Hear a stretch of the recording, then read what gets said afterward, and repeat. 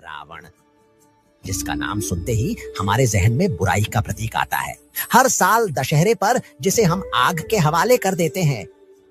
लेकिन रावण सिर्फ बुरा नहीं था, वो अपने समय का सबसे विलक्षण व्यक्ति था। रावण त्रिकालदर्शी था, तीनों लोकों का ज्ञान रखने वाला। वो एक अद्वितीय विद्वान था, जिसने वेद और उपनिषदों की गहराई को समझा।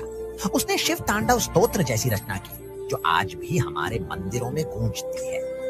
वो एक अपराजेय योद्धा था, जिसने स्वर्ग और पाताल तक को चुनौती दी। देवताओं तक ने उसकी वीरता को स्वीकार किया और राजा के रूप में उसकी लंका सोने की थी।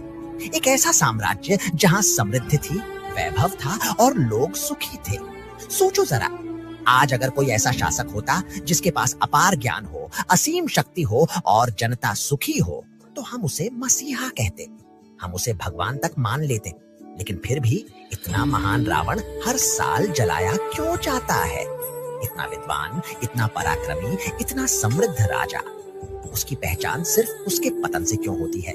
दीप फूसी मानता है क्योंकि उसके पास सब कुछ था सिवाय संयम के। उसके पास ज्ञान था लेकिन विनम्रता नहीं।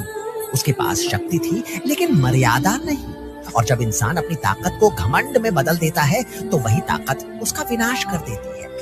रावण का पतन भी उसके अहंकार से शुरू हुआ।